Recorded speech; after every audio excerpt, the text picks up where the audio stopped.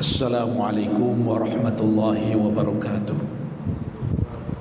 Alhamdulillah wa bihi nasta'in. Wassalatu wassalamu ala Rasulillah wa ala alihi wa sahbihi wattabi'ina bi ihsanin ila yaumiddin, amma ba'd. Rabbi shrah li sadri wa yassir li amri wahlul 'uqdatam min lisani yafqahu qawli.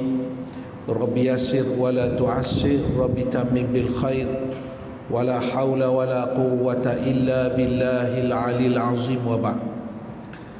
Sidang jemaah yang dimuliakan oleh Allah Subhanahu wa taala, alhamdulillah, alhamdulillah, kita panjatkan setinggi syukur kita kepada Allah Subhanahu wa taala. Kita dapat bersama-sama pada waktu ini, pada hari Jumaat, Sayyidul Ayyam, penghulu segala hari, ditambah pula kita berada pada 10 Muharram, hari yang ada kelebihan di sisi Allah Subhanahu wa taala, yang disebut sebagai Syahrullah. Disandarkan bulan Muharram ini sebagai Syahrullah, bulan Allah. Maksudnya kalau disandarkan kepada Allah itu suatu yang sangat mulia. Umpamanya disebut sebagai Baitullah, rumah Allah, disandarkan kepada Allah Subhanahu wa taala, itu adalah sesuatu yang sangat hebat. Rasulullah, disandarkan Nabi itu sebagai utusan Allah. Bila disandarkan sesuatu kepada Allah, itu suatu yang sangat hebat, satu yang sangat luar biasa. Termasuklah kita berada pada 10 Muharram, disunatkan kepada kita berpuasa, disunatkan kepada kita bersedekah, disunatkan kepada kita memperbanyakkan doa dan permohonan kita kepadanya, dan pada masa yang sama diperbanyakkan segala al-a'malus salihah, amal-amal soleh yang boleh kita lakukan pada 10 Muharram ini.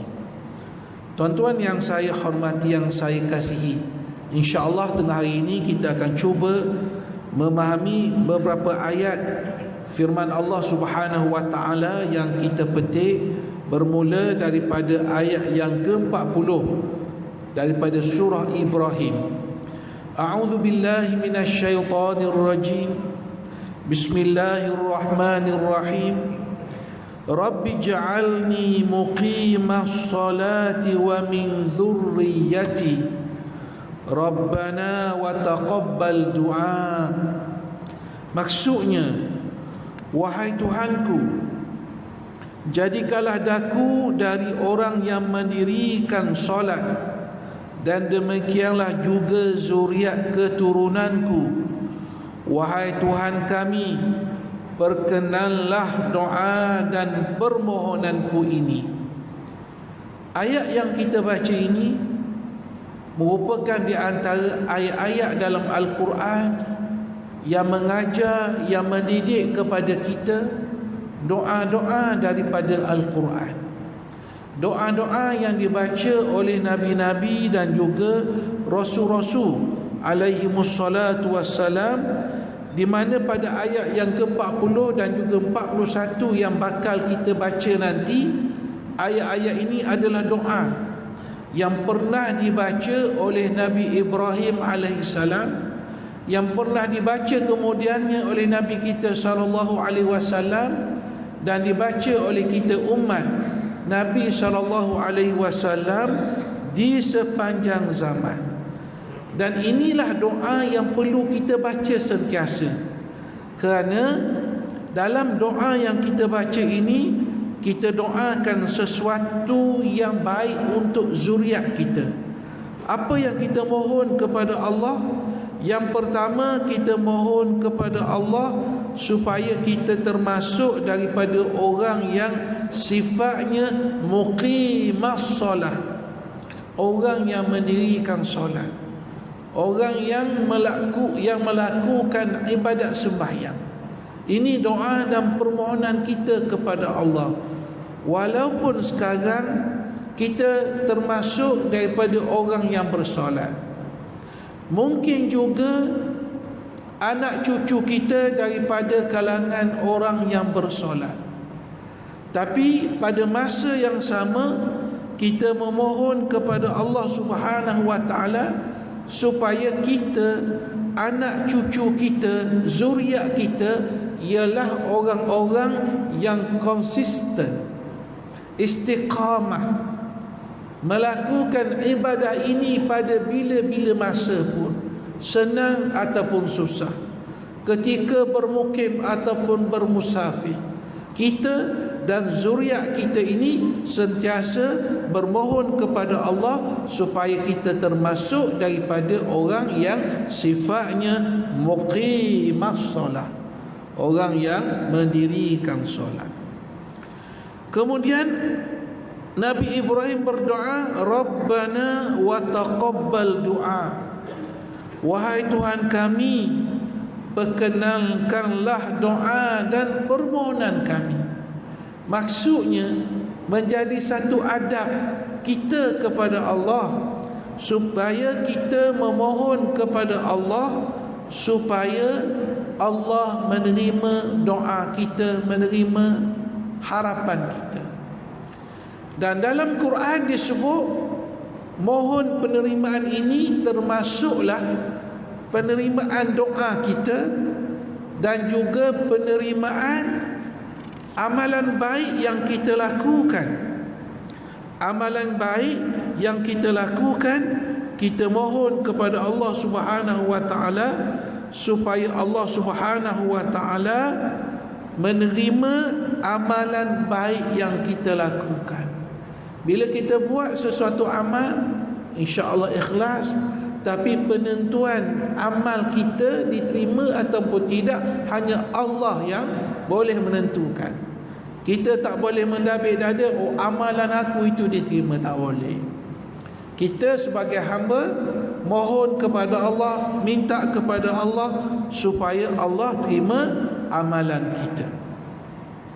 Kemudian pada ayat yang ke-41, Nabi Ibrahim menyambung lagi doanya yang sepatutnya juga menjadi doa kita. Doanya berbunyi, Rabbana ghfirli wa liwalidayya walil mu'minina yawma yaqumul hisab. Maksudnya, wahai Tuhan kami, berilah keampunan bagi diriku, kedua ibu bapaku, dan kepada orang yang beriman pada masa berlakunya hitungan amal dan pembalasan. Doa ini kalau kita perhatikan satu doa yang cukup emosi. Pasal apa saya kata cukup emosi? Sebab doa ni kita mengadu, kita minta kepada Allah supaya Allah beri keampunan kepada kita. Yang kedua, kita mohon kepada Allah supaya Allah beri keampunan kepada kedua ibu bapa kita. Maksudnya Allah mengajar kepada kita doa. Bila kita amal doa ni, kita tak akan pernah lupa ibu bapa kita. Tak akan walaupun ibu ayah kita sudah puluhan tahun meninggal. Tak akan. Kenapa saya kata tak akan kita lupakan? Sebab Allah ajar doa khusus yang perlu kita minta mohon kepada Allah, iaitu kita minta kepada Allah, Rabbana ghfirli wa liwalidayya, kepada kedua ibu bapa kita. Dan Quran memberi isyarat dalam banyak ayat bahawa harapan dan permohonan seorang mukmin itu ialah mereka akan bertemu dengan ahli keluarganya di akhirat nanti. Sebab itu kita, bila dalam masyarakat kita sebut bahawa seseorang yang meninggal itu, kita kata dia kembali ke rahmatullah. Ungkapan kita begitulah, si fulan telah kembali ke rahmatullah. Dan di antara maksud rahmatullah itu ialah kita kata orang itu sudah kembali ke rahmatullah. Maka orang mukmin yang kembali kepada rahmatullah, dia akan dapat rahmat Allah. Apa antaranya tuan-tuan? Antaranya bila seorang tu meninggal, hamba Allah meninggal, orang Muslim meninggal, kita tidak boleh lagi memperkatakan apa saja bentuk keburukan yang pernah dia buat. Di mata kasar kita dia buat kesalahan, tak boleh lagi sebut. Tak boleh. Sebab dia dah kembali ke rahmatullah, dia akan mendapat kasih sayang Allah Subhanahu wa taala. Yang boleh kita buat ialah kita sebut kebaikan-kebaikan yang dilakukan oleh arwah. Kembali ke rahmatullah juga ialah orang Muslim yang meninggal kembali ke rahmatullah, dia sentiasa mendapat doa orang-orang mukmin. Sentiasa mendapat doa orang-orang mukmin. Mana dalilnya, mana buktinya? Antaranya ialah ayat yang kita baca ini, Rabbana firli wali walidayya walil mu'minin. Ya Allah, ampunilah dosaku, dosa kedua ibu bapaku, walil mu'minin, dan juga kepada orang-orang yang beriman. Orang yang kembali ke rahmatullah, dia sentiasa mendapat doa orang mukmin. Doa yang sentiasa dibaca oleh orang mukmin. Tak putus orang mukmin membaca doa untuk kesejahteraan saudara-saudaranya. Kembali kepada rahmatullah, maka mudah-mudahan orang itu mendapat keampunan Allah, kerana Allah itu sifatnya Al-Ghafurur Rahim. Sifatnya ialah Allah itu Maha Pengampun, Allah itu Maha Penyayang. Kita sebut kembali ke rahmatullah kerana menjadi di atas kehendak Allah untuk menyenangkan setiap hambanya yang kembali kepadanya. Antaranya ialah supaya hisabnya itu hisab yang mudah. Dihisab, dihitung dengan hitungan yang mudah. Sebab itu Nabi ajar kepada kita satu doa, Allahumma hasibni hisaban yasira. Ya Allah, ya Tuhanku, hisablah daku dengan hisab yang mudah. Allahumma hasibni hisaban yasira. Ya Allah, ya Tuhanku, mudahkan, ya Allah, hisabkanlah aku dengan hisab yang mudah. Itu di antara maksud orang kita kata bila seorang tu meninggal, dia kembali ke rahmatullah.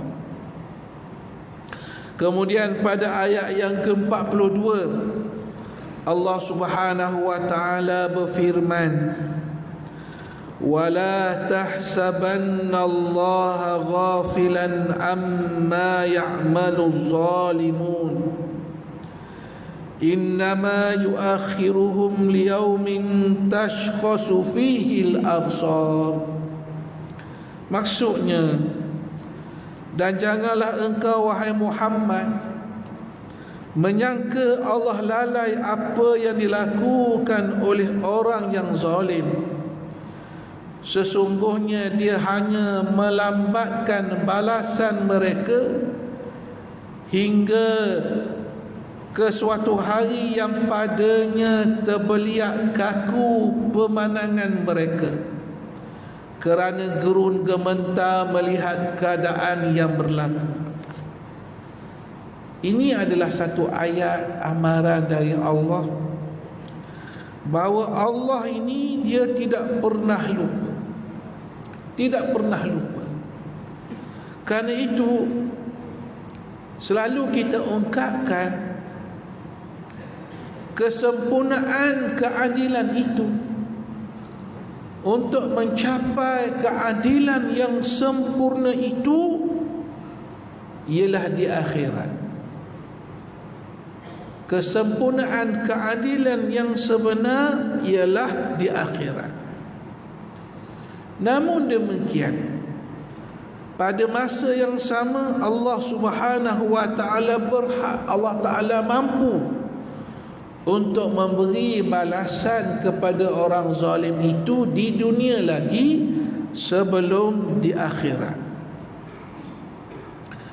Dan yang ketiga, Allah Subhanahu wa taala menyatakan kenapa Allah Subhanahu wa taala menyatakan keadaan orang yang zalim itu, macam mana keadaan mereka. Kenapa kadang-kadang Allah lewatkan hukuman kepada mereka?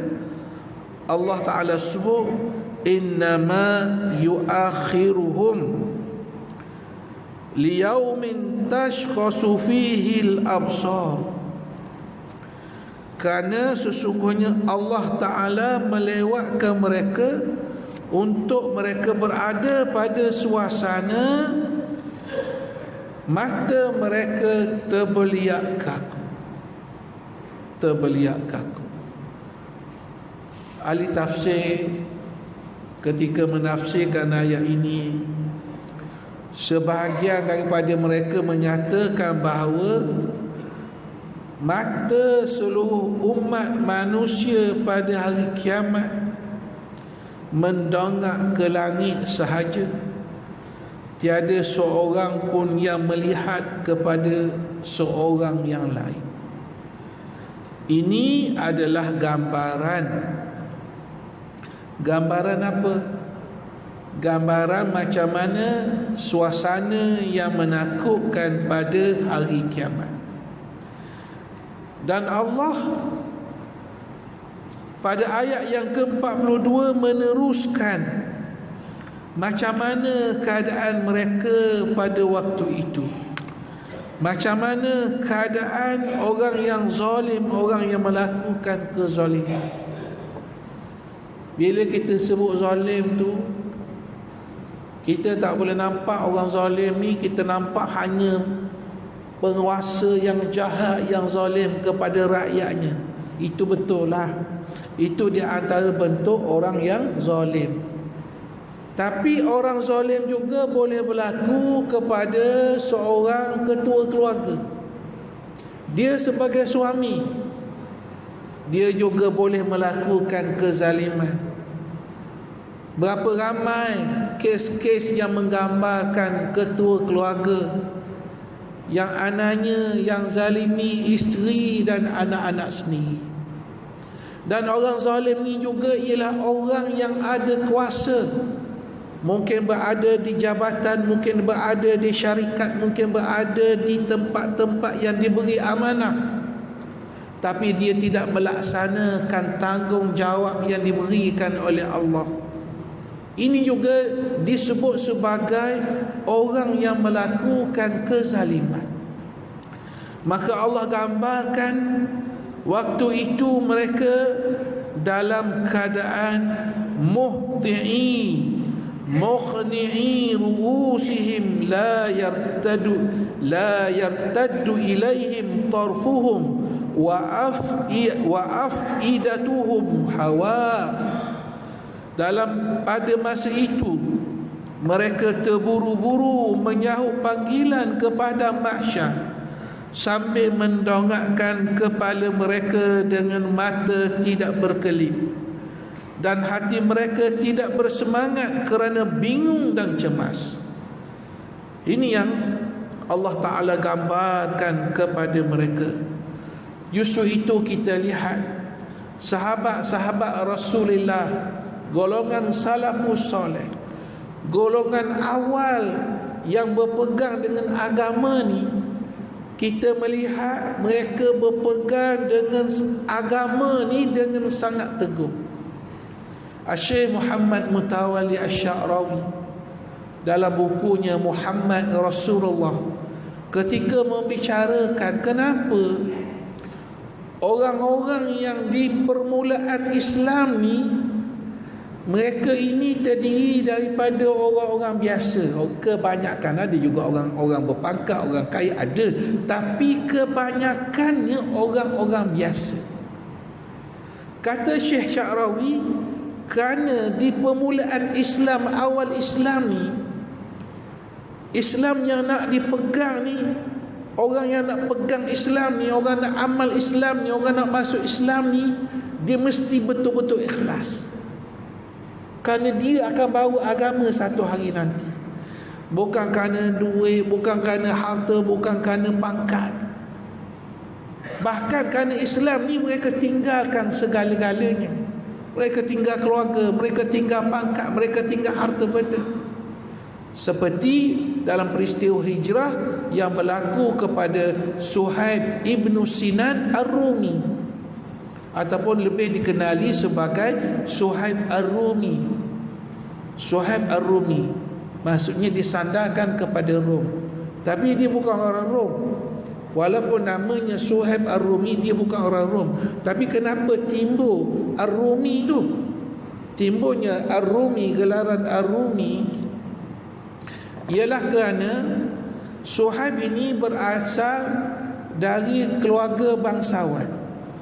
Ayahnya adalah salah seorang gubernur di satu wilayah di negara Iraq. Macam Malaysia ni, dia ada wilayah, dia ada negeri. Ayah dia tu salah seorang gubernur ataupun menteri besar ataupun ketua menteri di salah satu wilayah di negara Iraq. Satu hari tentera penjajah Arum masuk dan dia menjajah tanah ataupun wilayah yang ayahnya jadi gubernur. Seperti mana yang kita ketahui, bila berlaku penjajahan, orang yang dia jajah ataupun orang yang dia ambil tu, dia akan jadikan sebagai hamba. Bertukar sekelip mata, daripada anak bangsawan, anak usaha, tiba-tiba jadi hamba. Dan dia berkhidmat kepada keluarga Rom, dia jadi hamba kepada orang Rom. Sejak hari itu dia dikenali dengan Suhaib Ar-Rumi. Sehinggalah dipendekkan cerita, hartawan Mekah beli dia sebagai hamba, buat balik ke Mekah. Dan selepas itu, dengan kebijaksanaan, dengan bantuan dia kepada tuan dia, kepada said dia, dan tuan dia berpuas hati bahawa hamba ini pernah khidmat dia dengan baik, akhirnya dia bebaskan, dia merdekakan Suhaib Ar-Rumi. Dan pada tahun hijrah, bila berlaku hijrah, Suhaib Ar-Rumi dia berhijrah selepas Nabi keluar. Nabi keluar dulu, dia hijrah kemudian. Bila dia nak keluar, pemuka-pemuka Quraisy menahan beliau dan menyatakan, wahai Suhaib, kamu dulu datang daripada Iraq, kamu sehelai sepinggang, kamu tak ada apa-apa. Sekarang sebab kamu berada di Mekah, kamu kerja kamu itu, kamu dapat kumpulkan harta. Sekarang kamu nak ikut Muhammad, kami tidak akan izinkan sama sekali kamu bawa harta-harta ini bersama dengan kamu. Tak mungkin kami lepaskan kamu. Lalu Suhaib menyatakan, wahai saudara, sekiranya semua harta yang aku ada ini, bukan sebahagian, semua harta yang aku ada ini, aku tinggalkan semua, yang aku bawa ialah tubuh aku sahaja, tapi yang penting kamu tidak mengganggu aku, tidak menyekat aku. Adakah kamu nak buat begitu? Orang Quraisy, tuan-tuan, sebut harta tak ada apa. Kata mereka, kalau begitu, kalau kamu tinggalkan semua harta kamu, kamu boleh hijrah, kamu boleh tinggal ke bumi Mekah. Maka Suhaib kata, kalau begitu, ya, aku akan tinggalkan segala-galanya.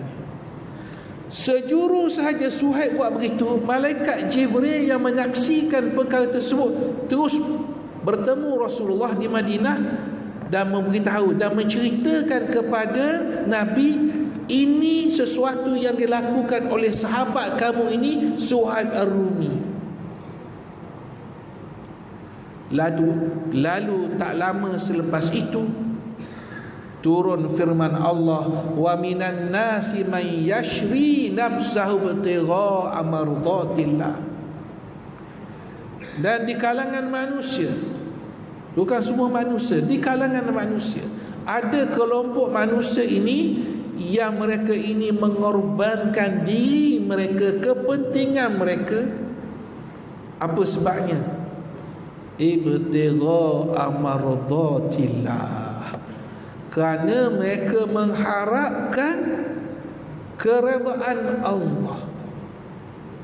Yang mereka cari ialah keredaan Allah. Sebab tu kita tengok sahabat-sahabat, kalau kita baca namanya, selalu kita sebut, kita akan kata radhiyallahu anhu. Kalau kita kata Abu Bakar Siddiq radhiyallahu anhu, Sayyidina Umar radhiyallahu anhu, Muaz bin Jabal radhiyallahu anhu. Allah redha kepada mereka. Mereka itu lakukan semata-mata mardatillah.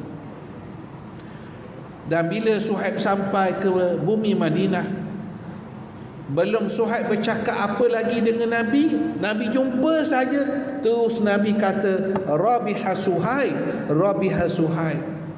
Untungnya Suhaib, untungnya Suhaib. Maknanya pengorbanan yang dilakukan oleh Suhaib itu dipandang oleh Allah mendapat kedudukan yang tinggi di sisi Allah Subhanahu wa ta'ala. Ini yang berlaku kepada Suhaib Ar-Rumi. Maksudnya ialah dalam takdib ataupun tarbiyah pendidikan yang dilakukan oleh Rasulullah sallallahu alaihi wasallam, Nabi mengajar kepada sahabat ini Al-Quran. Dan di antara intisari Al-Quran yang terbesar, maksud-maksud terbesar ataupun ayat-ayat yang banyak yang disebut dalam Al-Quran, sebahagian Quran ini menceritakan tentang hari akhirat, menceritakan tentang kiamat, menceritakan tentang yaumal hisab, hari perhitungan.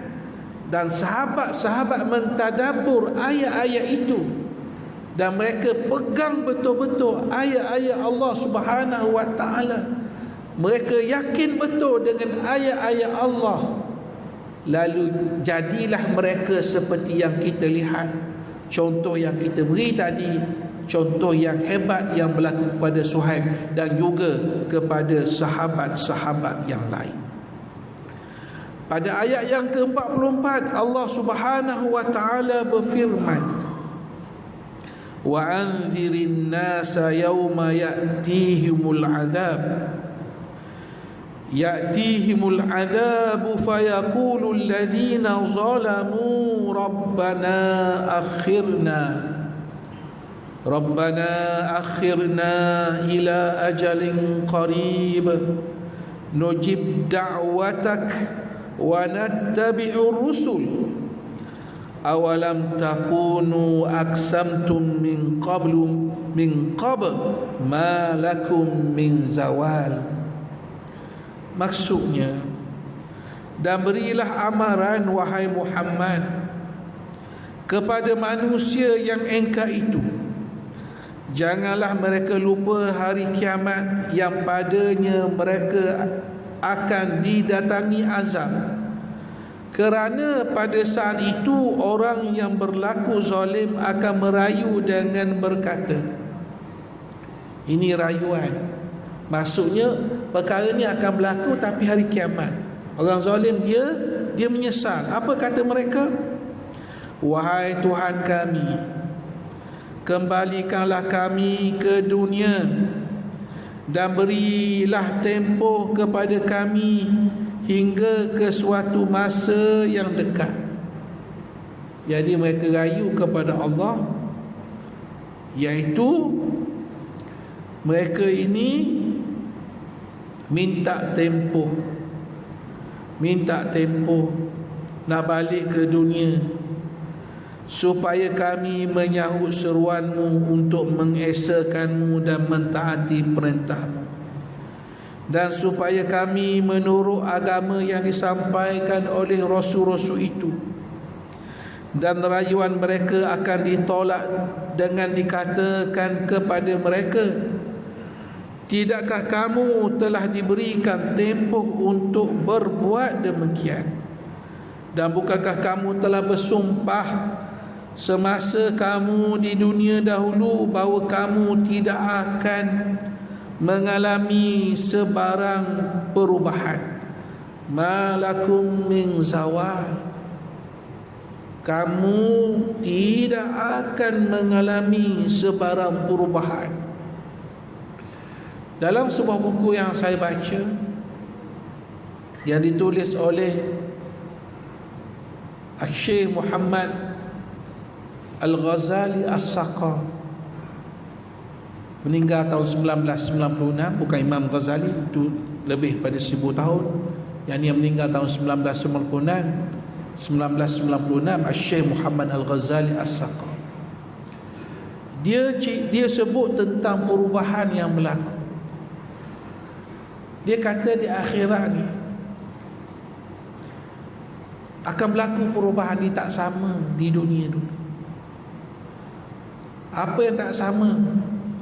Orang di dunia berpakaian hebat.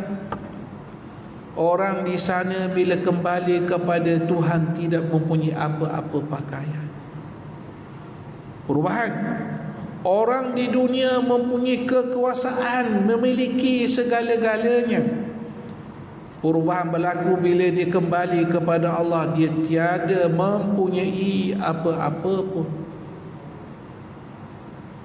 Manusia ketika di dunia, dia mempunyai kemewahan itu ini dan sebagainya, tapi dia kembali kepada Allah itu dia tidak mempunyai apa-apa di hadapan Allah Subhanahu wa taala.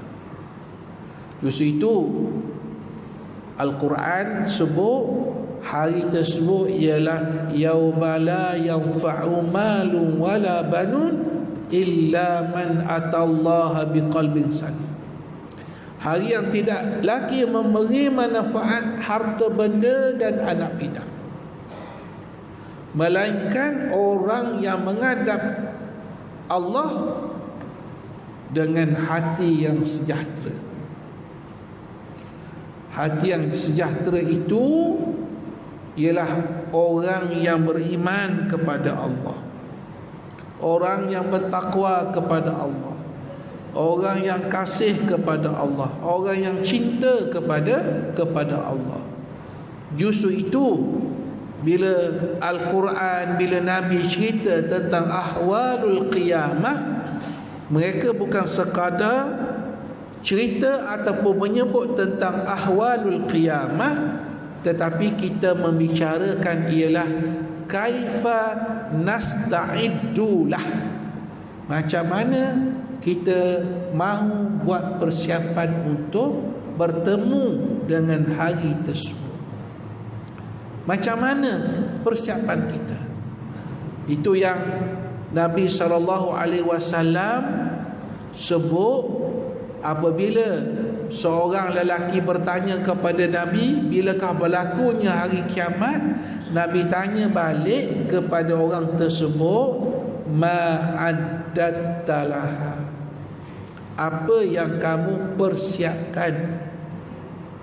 Maksudnya Nabi bukan cerita tentang hari kiamat anggaran bila berlaku, tapi Nabi tanya ma'addattalaha, apa yang kamu persiapkan untuknya? Maka lelaki itu menjawab, persiapannya ialah ketaatan kepada Allah dan kepada Rasulnya sallallahu alaihi wasallam. Maka begitu juga kita sendiri, persiapan kita ialah ketaatan dan kepatuhan kepada Allah. Itu besarlah. Kalau kita nak kecilkan lagi, apakah bentuk ketaatan kita kepada Allah, ketaatan kita kepada Rasulullah sallallahu alaihi wasallam? Apakah bentuk-bentuk kebaikan yang boleh kita buat, yang boleh kita tinggalkan, yang boleh menjadi manfaat kepada kita di akhirat nanti? Bagaimana dengan kebolehan yang ada kepada kita ni yang boleh memberi manfaat kepada orang lain? Macam mana kita nak termasuk daripada orang yang disebut oleh Nabi khairun nas anfa'uhum linnas? Manusia yang paling baik ialah manusia yang paling banyak memberi manfaat kepada orang lain. Sebab umur kita tak tahu. Umur kita tak tahu.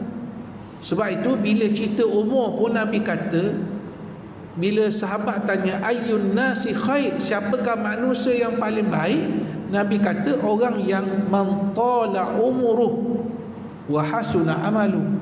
Orang paling baik kata Nabi ialah orang yang usianya panjang. Tapi bukan sekadar itu saja, wa hasuna amalu, dan pada masa yang sama amalnya amal yang baik. Kita gunakan ruang hari ini 10 Muharram 1445 Hijrah ini, kebetulan pula jatuh pada hari Jumaat ini, untuk sama-sama kita berfikir, kita merenung apakah yang boleh kita lakukan untuk menambahkan amalan kita, boleh menambahkan takarrub kita, cara kita untuk kita dekatkan diri kita kepada Allah Subhanahu wa taala. Macam mana cara untuk kita memperbaiki hubungan silaturahim antara satu sama lain? Bagaimana cara untuk kita memperbaiki akhlak kita?